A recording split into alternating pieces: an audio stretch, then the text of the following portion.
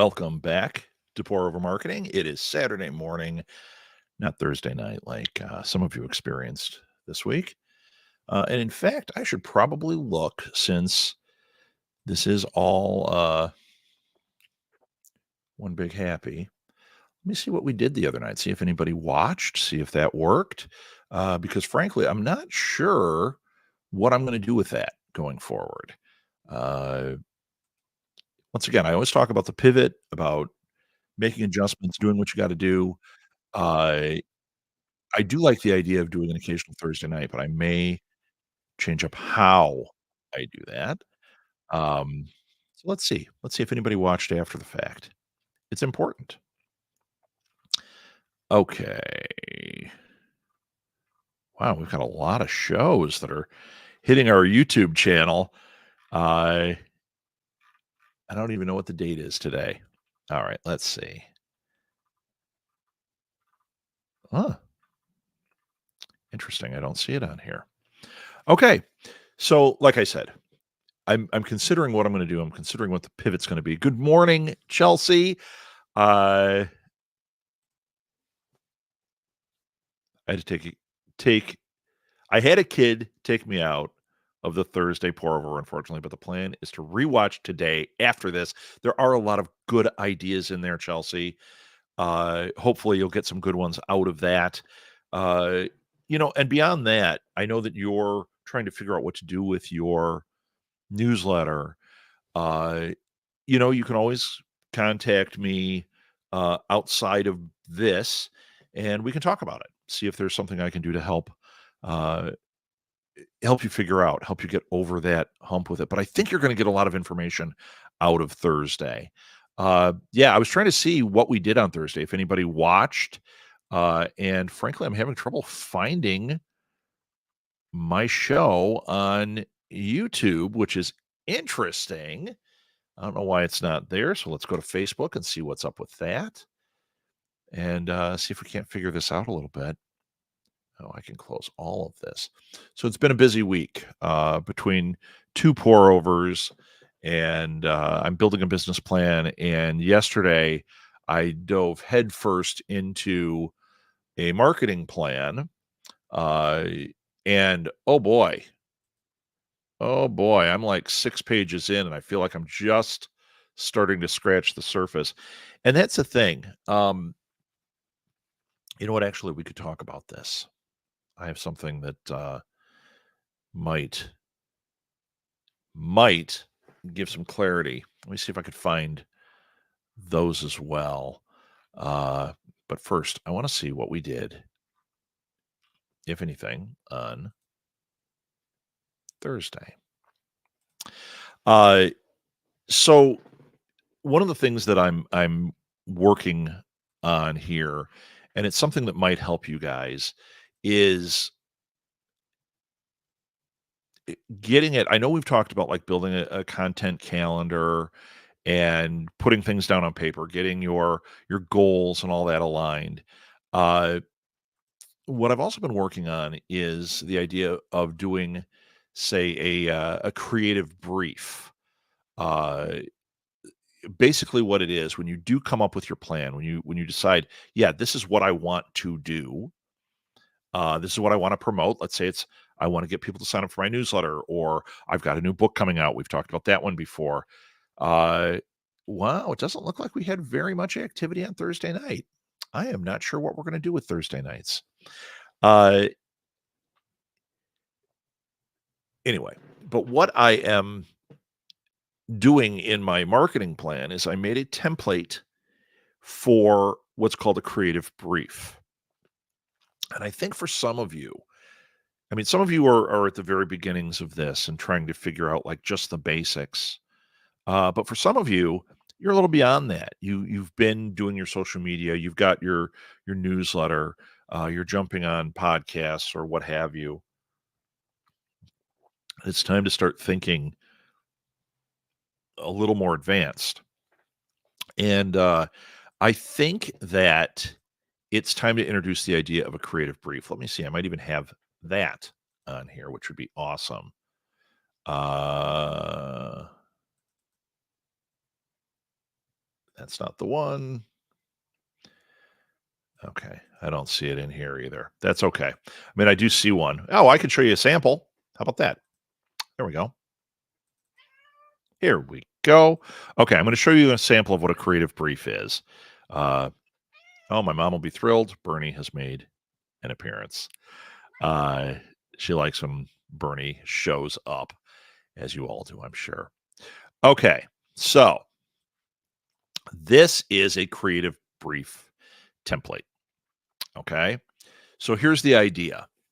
In fact, this is a good time to introduce it. We're leading into the holidays. Let's say you want to do something for Halloween, and then you have another idea for the holiday season, right? Black Friday. Let's go with Black Friday, Cyber Monday. So instead of saying, okay, I got this idea and I'm going to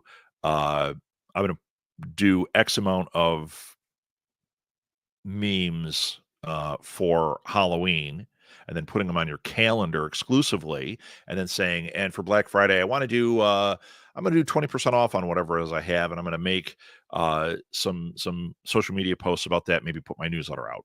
Okay. That's real basic ways to do it. Okay. What I'm introducing is going a step beyond, getting more prepared, getting more, uh, I don't want to say professional about it because let's face it, a lot of us are just exploring this. We're just trying things out. I want to make it painless. So if you feel this is too much, don't do all of this. But this idea might work for you. So here's a template, and I can share the one I made with you guys if you want it. So just write to me and I'll send it to you. Write to, let's go with Southgate Media Group at gmail.com or rob at smgpods.com. Okay. So at the top, if there's more than you involved in this, in the process, you want to get everybody's names, everybody's phone numbers, and everybody's email address. Okay. Have it in one place. I know you think, oh, but I know Chelsea's email. That's fine. Put it on here.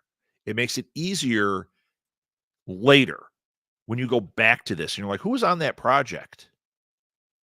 Who worked on this with me? Oh, wait, Chelsea's still around. And that's right. She's the one that helped me develop this plan. That's why you put it in there, including your own. If you're working for somebody, that's where you put a company description. We're not doing that. Project background. Now, what this would be is a little summary, meaning holiday promotions 2024 / gift guides. Okay. And you give a description of what that is.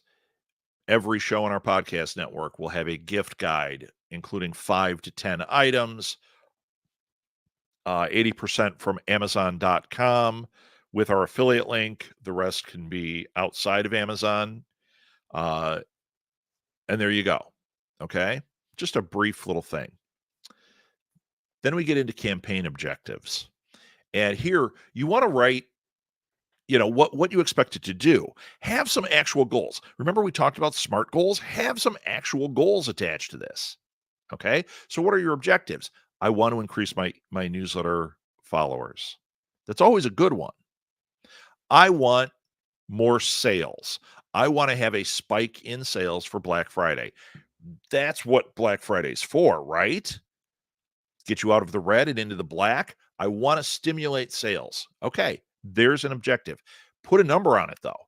That's your success metric. Okay, I want to sell 100 blank between Black Friday and Cyber Monday. I want a 20% increase in newsletter followers, which would put me at blank, 1,200, let's say, following Halloween, my Halloween campaign. Okay, whatever it is. Yeah. We're going to go back up in a second because I want to talk about some of the description a little bit more because that says a brief description on mine. I have something a little bit more detailed. Okay. Target audience. We've talked about having an avatar for who your fan is, who you're trying to attract here. I know a lot of us, our inclination is to say everybody. Well, your avatar can't be everybody. Okay. You got to kind of break it down and figure out who it is. Who is your fan that is most likely to buy from you, most likely to subscribe to your email, or for this particular thing that you're promoting, most likely to engage or do the thing you want them to do? And put down everything you know in here. Put down their demographics. How old are they? Uh, what's their income? Married, single, kids, that kind of stuff. Then you get into psychographics. It's wrong on here. Uh, on this, this is wrong. Psychographics would be, what are their personality traits? These are the touchy feely things. Who are they? What do you know about them outside of the basics? Like, okay, um, you want to put stuff like they're fans of Mad Men. They are avid readers, but they love to read on a Nook. Like anything like that that you can pull out, right? What are their values? What are their interests? Way beyond what you're saying here, what you're trying to sell them. If you're selling uh, a car detailing business, we'll go with that one again. That's an easy one for me to always go back to because of Bruce. Uh, what are their values? What are their leanings on things? Right? You go, well, how does that have to do with car detailing? It does, because then you know what language to use with them, how to communicate with them to get them motivated to do what you want. The clearer the picture of the person, the more you're going to know how to approach them. So if you're standing in a mall, you work at a store in a mall, and you've got to grab people. It's called lease line capture. People are walking by in front of your store, and you've got to say, hey, do you want to try my blank? Okay. This kind of stuff is how you capture the best potential client. I know it sucks to judge a book by its cover, but you are doing pretty much that. You're looking at people as they walk by and you're saying, who's most likely to buy these hats? Ah, there's the age group. Every time I talk to that age group, I stand a better chance of buying. Got it. They're wearing a hat for a different team. They're not going to buy my hat. They only like this type of hat. Every time I see these kids, they're wearing these hats. I don't have that hat, or I have exactly that hat. They look like they're whatever. I don't know. But you start doing that. I did that all the time when I was selling beds. I was working in a mall. I was selling beds. I'd stand there. I was great at lease line capture. I didn't play any games. I stood out there as people walked by. I would watch them. And there were certain things. You'd see them coming a mile away and you'd be like, I'm going to get that person to lay down on a bed. I stand a better than 70% chance they're going to buy a bed. And it worked. That's what you're doing here. Behavioristics. Uh, how do they interact with brands? Okay. If you're selling hats and they're logo hats and you look at these people and they never have anything on that's logo, you don't invite them into your store. In this case, you say, how do they interact with brands? They wear them. They are walking billboards. I want them to see that my branded whatever goes with their thing. I am going to, they're going to look cool in this package that I have because they like that look. I'm a great example. Put a geek t-shirt, I'm more likely to stop and look. Put a sports t-shirt, how do I interact with those brands? I'm not doing it. And in fact, I've changed. If you look at my clothing now, mostly I'm not wearing branded stuff. I got tired of being a walking billboard for people. I don't know. I just kind of like plain right now. That's a behavior. And then geographics, like I said, they have them flipped on here. Where do they live? Get specific if you can. Once again, you're going to say everywhere. But is that true? If you have an email list through MailChimp, you can look at the demographics in there and you'll start to realize like, oh, I have more followers in LA and Chicago than I do anywhere else. Or the Midwest is my area. What are the hot zones? Where are people interacting with my thing? Or maybe it's what you're selling. I've got parkas. I'm not selling parkas in Florida. Or maybe I am. Maybe it's blue ocean. Maybe you can sell them the right way because nobody has them down there. Okay. Communication objectives. This is where you say exactly what you're trying to do with this campaign and you break it down. I'm going to do very specifically, I am going to do gift guides, images that promote the gift guide that they have to click on to open up to see the guide. Maybe I'm going to do images that feature the items on it and say 2024 gift guide, right? But be specific. How is it measurable? How many opens do I want? And can I tell? What do I want? Be specific. Is it measurable? Is it achievable? Can I get that 20%? Our tendency is to say, I want to blow the doors off it. I want to go from 20 to 1,000 followers. I could do that. You know what? You could, but let's make it a more achievable goal. Something where's that dividing line where you feel like, hey, I had a win. And I think I could get this. Is it relevant? Is what you're trying to do relevant? You got to ask yourself that. And then time-based. Put it in here. What's the time frame? These will go out on blank day. I'll do blank, blank, blank, blank. Relevant, a great one for that. Is there some type of event or promotion or something happening in that time frame that my thing can tie into? Is it Black Friday? So these are Black Friday sales. That's relevant. Time-based, these will release starting on Monday, the week of Black Friday. Every day, I'm going to have this go out this way. Okay. Feature and benefit to the customer.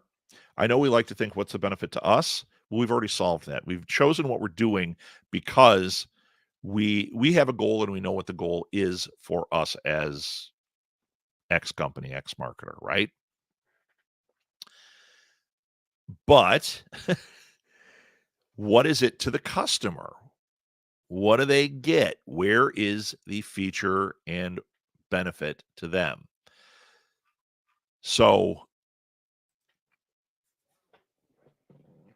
feature. I want them to sign up for my newsletter. So what am I giving them? Do I have some type of free giveaway that's going to entice them? Is there a feature that's going to attract them to what I'm doing? Is it strictly what I'm talking about and I'm just trying to expand that audience? Well, come up with a little bit more of a feature to that. What highlights it that makes you stand out from the other person? And then what is the benefit to them? I see these all the time. I was looking at them today. There were these AI newsletters. They're like, keep on top of AI marketing by getting our newsletter. And they're saying, want to stay ahead of the competition? Want to know what's happening in real time in AI marketing? Subscribe to our newsletter. Feature, right? Benefit, I'm staying alert. But then they also added, sign up now, get a free blank. Oh, features, benefits, it's all there. Now we get down to, am I the target audience for that? Do I want that? That's where the more they know about me, the more they know whether it's worth pushing towards me. Style, tone, voice. Write this down. Write down, what is the style? What is the tone of the ad? What is the voice? And when we get into the voice, it's not voice, right? I mean, I guess it is, because if you read it out loud, how are you reading it out loud? Is it authoritative? Buy this now. You want to stay on top of AI marketing, subscribe to my newsletter, and be the guy in the room that's on the cutting edge. Authoritative. Is it more empathetic? Are you tired of being out of the loop on AI marketing, subscribe to our newsletter and never feel behind again. Okay? Think about what the tone is that you want to put out there. Think about the voice that your ad is using, and think about the style. So when I was talking about the gift guides, do you want it to be something funky that makes you go, "Wow, hey, this looks like a fun thing"? Do you want it to be images of the products and like 2023 gift guide, bam, bam, bam, bam, bam? What is it? Look at what other people are doing. See what you like and say, "Yeah, I want to emulate that," and then write it down. This is the style. This is the voice I'm using. Here's the tone. Communication channels. This is where you get really specific. Where is it going? Is your campaign one thing? It could be. It could be that I'm going to hit Instagram and Facebook hard with this. Okay, put that down here.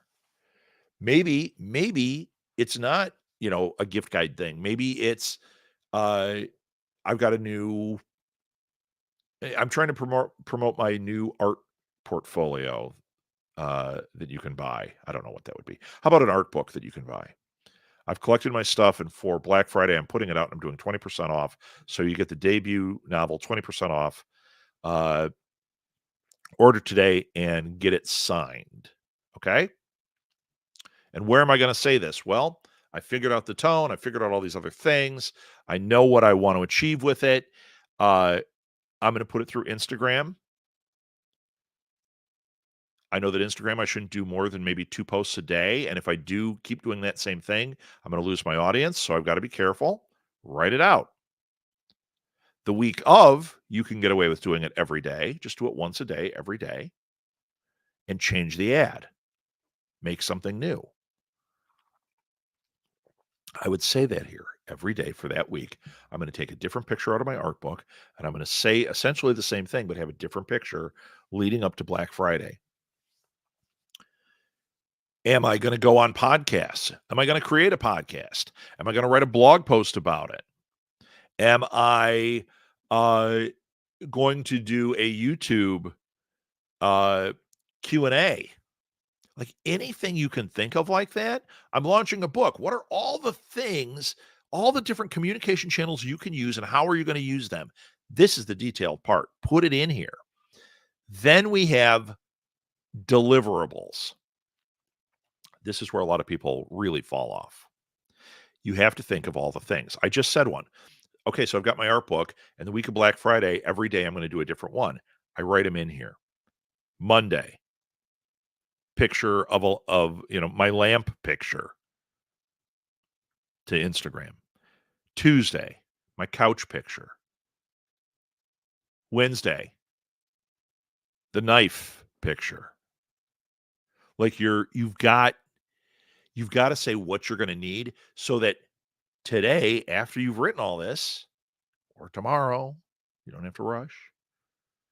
You look at your deliverables and you go, I got to start making these. Once again, gift guides, that takes me a long time to make. I made them for Four Horsemen last year. I think we did, I don't know, 20 of those, plus then this other stuff. I had to write out all these deliverables so I didn't miss them. I've got it for the individual author, and then I've got it for the genre. And then I've got it for what the sale is. And when do I want these to go? These are your deliverables.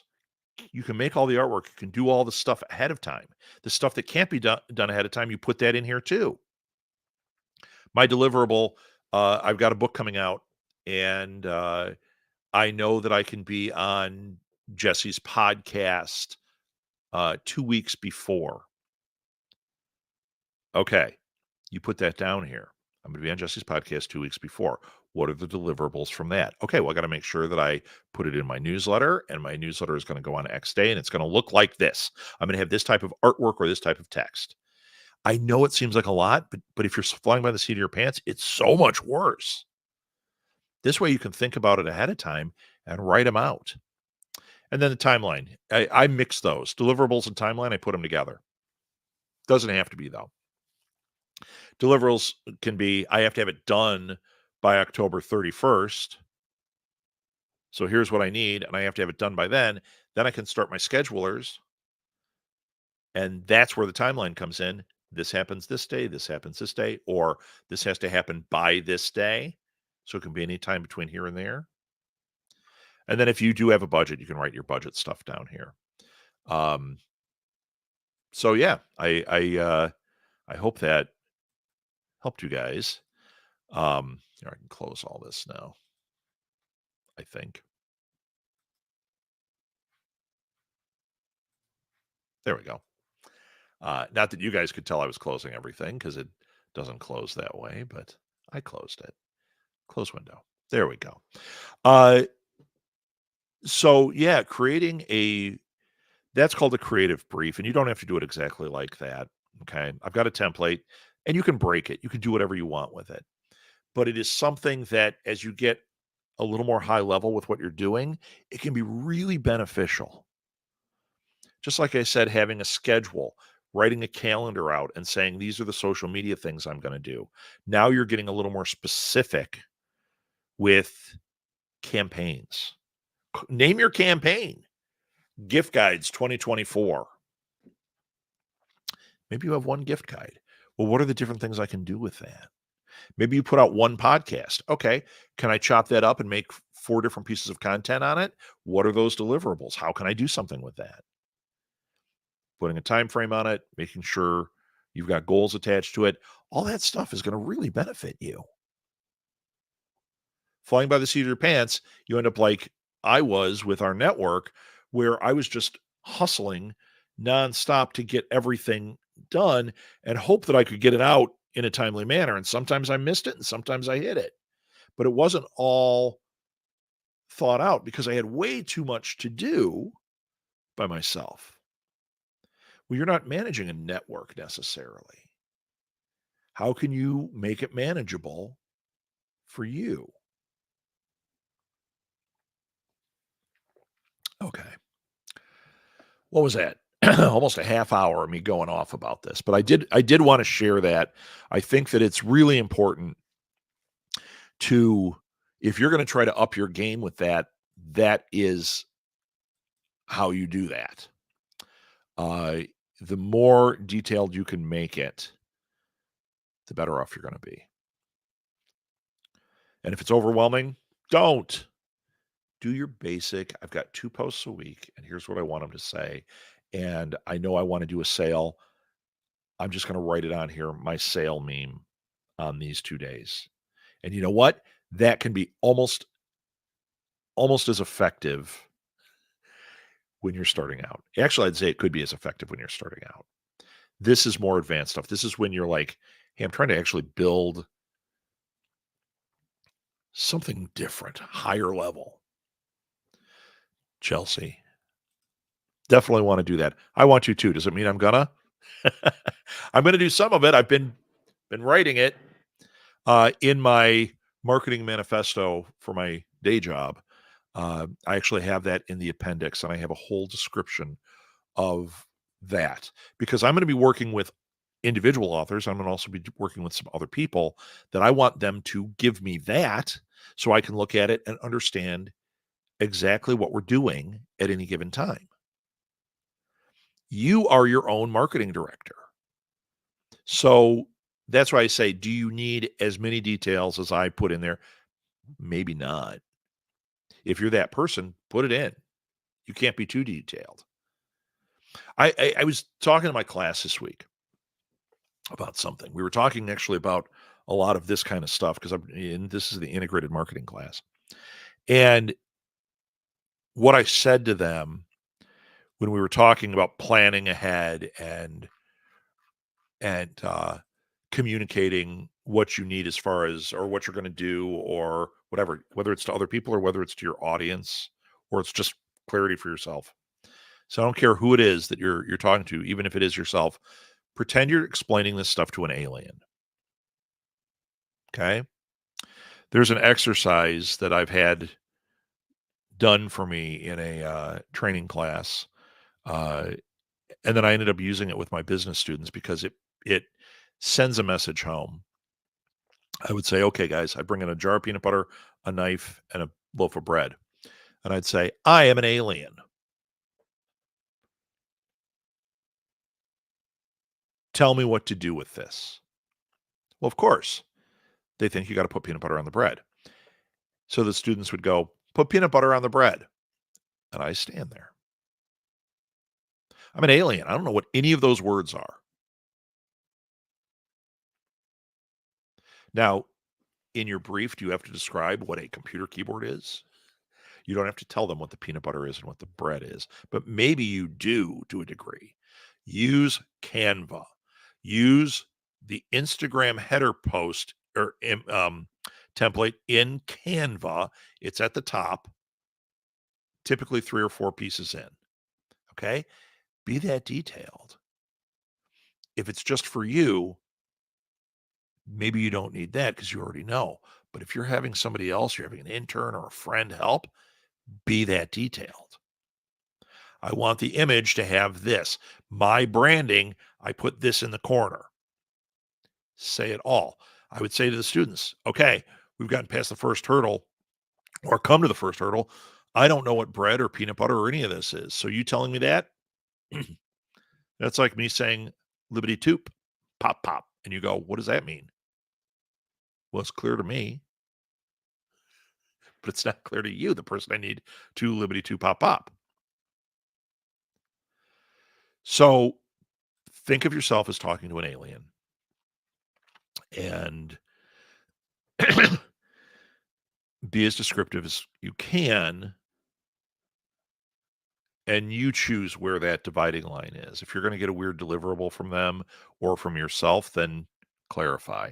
If you're not worried about that and you're like, no, I know what I want there, that's okay. You don't have to be, talking to an alien to yourself as far as like open Canva and do this, but you might have to say to yourself, I had this idea for this one thing, write it out so that future you can look at it and go, oh, I get what I was saying.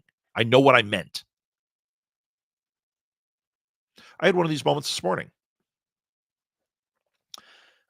There's my book right there. Okay. Maeve and I put out a book a few years ago, self-published, and it's been picked up by a publisher. And they ask me about it periodically, and I keep saying I have to reformat it and do a couple things. And I've been really resisting it. And they like the book a lot. And there's a sequel to it that is mostly written, ready to go, pretty much. And this morning, and I keep having thoughts about it, but then I realized future me, which is current me, was not understanding what past me was trying to tell him. So I said, okay, what was it I was thinking about marketing this book and about this book before? I know it's weird, but I was dealing with past me to talk to future me, and it worked. All of a sudden it hit me like things I was resisting. I went, wait a minute. There's no resistance there because it's this. And what did I want it to be? I wanted it to be this.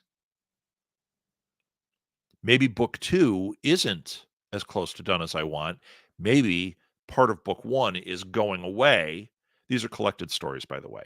So if I've got 30 stories in there, now I've realized I might pull 10 of those stories. They may never see the light of day as far as the publisher goes. But I have stories in the second book that I think would make really boost up this book, which means second book may or may not happen, but I've pulled things out of that second book that I really want to have in this book. Past me kept thinking about it and had it figured out. And it also known what the justification for that was, which present me going through it was not understanding. If I had written down those thoughts, I could have looked at it in my project folder and gone, that's what I want to do. That makes sense. There's another trick, especially during back to school time. Everybody puts all their paper goods on sale. In fact, even now, I think if you go to Target, some Targets, you'll still find like a rack of notebooks where they're like, back to school sale. This is the stuff that's still left. And they have a lot. And I think they still have it all the way until October. And they'll be like 10 cents a piece. So, like, spend $2 and get yourself 20 notebooks. Make each one of your project things. So I'll get it and I'll put on the top of it pod life. And then all those ideas past self has, well, which is, oh boy, it's not like Back to the Future. Current self has ideas about it. You write them in there and you can go back and look at it and go, that's what I'm trying to do. Or that's what doesn't make sense. Maybe you write that down. Doesn't make sense. What is this? And then future self can solve that for you.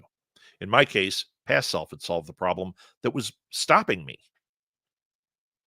And now a book that I was saying, all of a sudden I'm like, oh, yeah, in the cracks, I can get this done.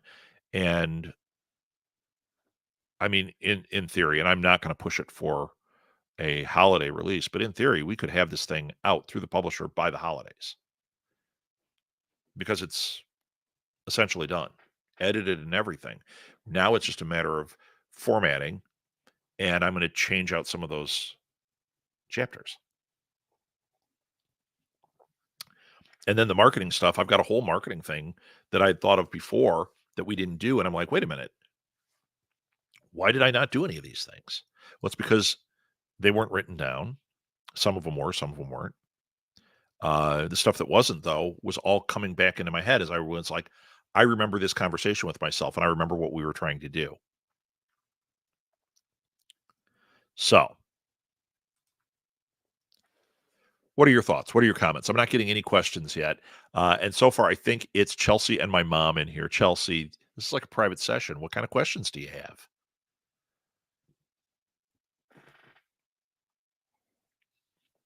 Did I blow your Chelsea mind with the past and future out of time?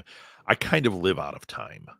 Um, I have difficulty with time. I can show up on time to things. It's not that. Um, it's not like people that are perpetually late or perpetually early. I understand that. Uh, for me, it's more. I use a phrase in my class all the time based on a movie. I say when we're doing this integrated marketing, just say this to yourself: it's everything everywhere all at once. And one of my students, I said that, and we finally watched the movie last night, which, by the way, was funky and weird, and I freaking loved it with all of my being. Oh, it was so good.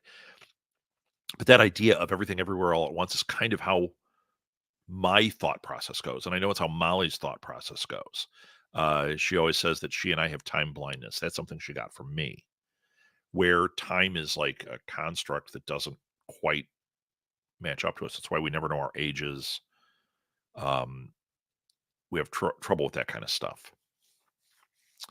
Uh, so I said that to my students. One of my students said, "You say that a lot." Didn't know I did. And uh, they said, "Yeah, you should." It was this. He's one of the sports kids in there. He said, "You should totally get a tattoo that says that because that seems to be exactly who you are." And I was like, "Is that a compliment?" He was like, "Oh yeah, it's a big compliment." Cool. Yeah, the past future thing. It is so see, that's something that if you can grip onto your internal family system where you have younger parts of yourself that are sometimes driving the bus and you've got your current self, that helps. And then understanding past self, talking to future self, setting things up. If you can do that with purpose sometimes, that helps. It reminds me of that scene in Bill and Ted's when they're having the big climax and they're having the boss battle at the first in the first movie, and they're like, "Past me remembers to put a guitar up in the ceiling to fight this," and then boom, a guitar falls out, and they're like, "Well done, past me." It's kind of what it's like. Okay, let's see, Chelsea. I want to try to couple the October and December Four Horsemen sales with something I do on my own that I'm trying to think up. Okay. Um, that's vague. And you know what? In here, it might be vague. So that's one where you might want to schedule like a 15-minute call with me. There I'll be my professional VP instead of this guy, and I wanna hear what you're thinking, and maybe I can help guide you, and if it's something that's if there's something there, it might be something that we can pass on to the other authors, because anything we can do to stimulate sales, to stimulate newsletter growth, uh, is great. Uh, you did, I believe, Chelsea, you're the one that had an idea when we were in Louisville where you called it, Thanksgiveaway. Was that you? Somebody said that word to me, and it stuck, and there is definitely something there. Erica and I mapped out sales all the way through, I think, March, like some sale ideas and promotional ideas, and, that there's a concept in Thanksgiveaway that's in there. Uh, and we haven't been able to reveal what some of these things are yet for the holidays, because we're still getting the logistics behind the curtain with them. So it would be good if you talk to me, because then you might see what we're trying to do and you might go, "Oh, that works with my thing," or "My thing enhances that," or, "Yeah, that's gonna screw up both things." It won't screw things up because you're autonomous. You can do what you want. It might be interesting if you can hear what we're planning. So just message me and we'll find a time. Uh, okay. I've been having banners go a lot on here. Let's get rid of that. You got other questions, Chelsea?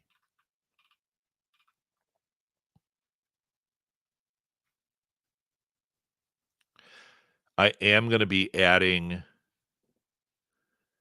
these shows to New Media Lab, and I'm planning, and I think I'm going to wait until after the first of the year to launch New Media Lab as a weekly show again. So there'll be the pour over episodes, and then there'll be New Media Lab Prime, I think, because I really do love doing this. Uh, it's a lot of fun. It's harder to do it when you see a 2 up there, uh, because you feel like you're only talking to the same couple of people every time, and it's like, why not just have a phone call? Thursday night, I did not have a very big crowd, and that made it harder because I was asked by so many people to do it, and then nobody showed, and that makes it difficult, you know? You understand you're gonna have drop off, but when it was that much, it was like, do I wanna do these Thursday nights? It's taking up time, and I was pouring out the knowledge, and I'm like, "Yikes."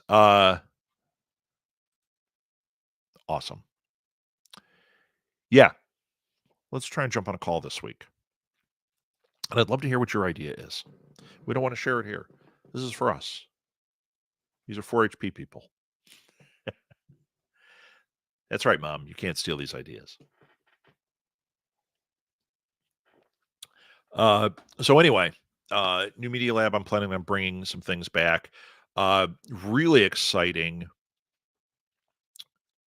This week, I started the process. I know we've talked about Southgate Media Group being back, and then we pulled the plug, even though it's back.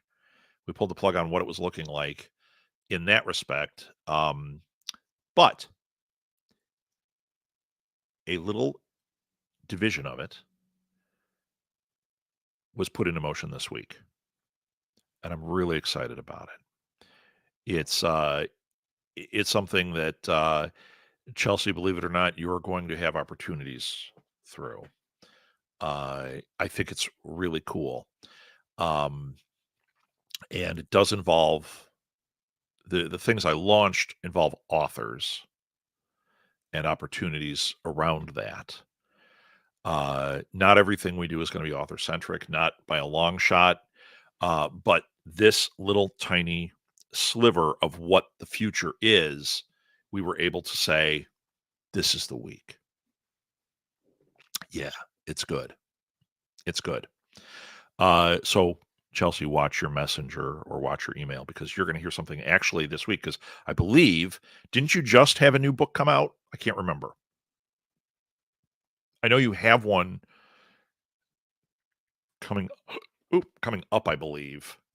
Let me see. Let's get some dates on here, unless you want to just spit them out on here, because I think you have 2 books. Am I right? October and then December. Okay. What's the October book? We're going to tell everybody about it right here.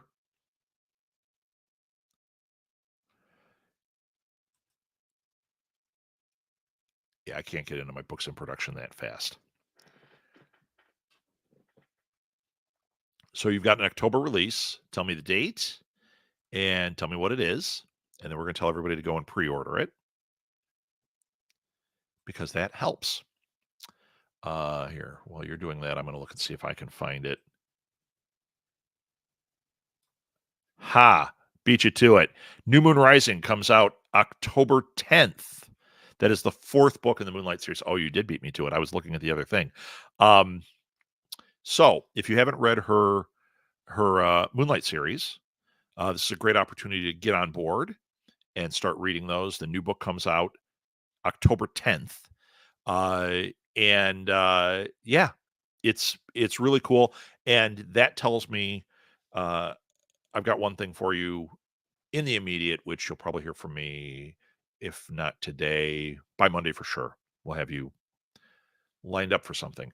And then the second one is in December, and that one is Killers Never Die, which is that's the second book, correct?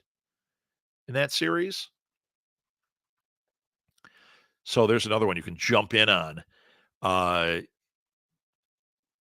So there you go. And both of those things are going to garner this. In fact, actually, I'll reveal it right here. One of the things that I haven't told anybody about this yet, but Chelsea, you're now my guinea pig. We're going to schedule a time to talk. We're going to also schedule a time to do something that is brand new for us. It is going to be on video, and I need to talk to you this week about it. So I will send you my Acuity scheduler. I'll do that when we're done with this, and I want you to schedule a time. Let's schedule a half-hour time slot, and be ready to be on video, because you are going to get recorded for something. And then we can also talk about these promotional things. So yeah, you happen to be in the right place at the right time, especially with that October 7th release. If nothing else, October 10th, I'm sorry. If nothing else, that worst case scenario, you'll be the first. You'll be the first that we record, but you'll be the first that we do this one thing with. That's worst case scenario. You might not be the first, but who cares? Because once it starts up, it's going to be really good. And you're going to have something in October, something in December, which is awesome. I was like vague potting there. So, okay. Other questions? Anything? Did the idea of making a calendar, like I mean, I've talked about the calendar. Did the idea of the creative brief help? I know it's kind of like, it might seem like a lot of busy work, and I'm not one who likes all that busy work. I like to just go, saddle up and go. But I do know from experience that to have a really effective campaign, it's best to have as much of that filled out and understood as possible. Now, when we get into the demographics and all that, you do that once about your customer. You don't have to keep doing it every time, unless you're targeting a different group, right? Yes, I don't know if I'll ever do every part of the brief, but I definitely think most of those things will help me, Chelsea said. Yeah, that's just it. I don't do every part of it either. Although over time you will find that you do a lot of it. Some of it is really important. The stuff that works, here's the bottom line with all of this. This is the bottom line with marketing. I talk about A/B testing all the time. Try things, see what works, pivot. That's the other thing. You can also cherry pick the things that connect for you. If it feels like a slog, well, then don't do it. Right? If it feels like something that connects for you, lean into it and keep trying different things. Also, when you keep trying different things, I should say this, because I want to be clear. Don't pull the plug too fast. I may have told this story before, but I'm going to tell it again. When we started live at the Blue Box, our live show at the Blue Box coffee shop, the Blue Box, which my friends Chris and Kathleen owned, who I miss very much. They both passed away. In fact, yesterday was Chris's birthday. This is a Chris puppet, so happy birthday, Chris. You have no idea how deeply missed you are. Anyway, when we started that, I go up there, I start doing the show, and I'm alone up there. And I mean, I might have had somebody with me, but Maeve was in the audience and Molly was in the audience. And we're about 20 minutes in. And I think my parents were there too, but I can't remember if I had anybody up on stage with me. And we're about 20 minutes in and it's not working. Now, keep in mind, even that, doing a live thing like that, that is a marketing proposition. You think it's a show, but we were actually trying to promote our shows. We were trying to build audience. We were trying to get subscribers. Like all that stuff was marketing, right? And about 20 minutes in, I am not seeing the path to any of this. And it doesn't feel like it's working. And I said, yeah, this is the last time we're doing this. I'm pulling the plug. And I remember Chris wasn't up there. He was standing at the back and he's like, what? Because he wanted me to keep doing it. Maeve goes, no, you're not. No, you're not. Do not do that. And I said, no, but it's not working. She said, this is your first time. You need to keep trying. You need to figure it out. That's marketing. You do. Don't pull the plug too fast.